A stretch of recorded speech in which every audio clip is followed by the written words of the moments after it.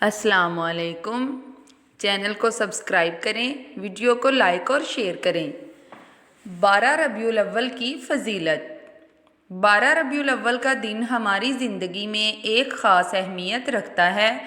اس دن ہمارے پیارے نبی حضرت محمد صلی اللہ علیہ وآلہ وسلم اس دنیا میں تشریف لائے اور لوگوں کو اللہ تعالیٰ نے سیدھا اور سچا رستہ دکھا دیا۔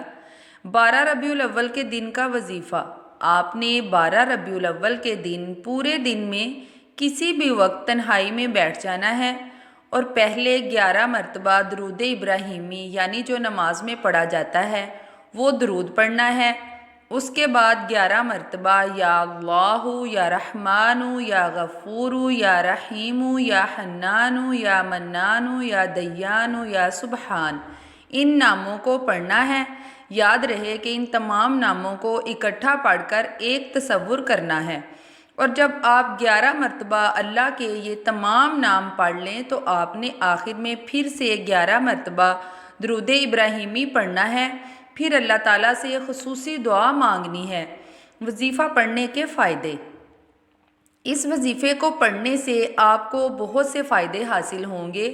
اللہ تعالیٰ آپ کی ہر دعا کو قبول کرے گا، ہر مقصد میں کامیابی ملے گی، اور سب سے بڑا فائدہ یہ ہوگا کہ اللہ آپ کے دشمنوں سے آپ کو محفوظ رکھے گا، دشمنوں کے ہر وار سے آپ کو محفوظ رکھے گا۔ وظیفہ کے متعلق ضروری باتیں۔ وظیفہ کو آپ نے پورے یقین سے کرنا ہے۔ وظیفہ پڑھنے کے دوران آپ نے کسی سے بھی کوئی بات چیت نہیں کرنی ہے۔ وظیفہ پڑھنے کا جو طریقہ بتایا ہے آپ نے ٹھیک اسی طریقے سے وظیفہ پڑھنا ہے۔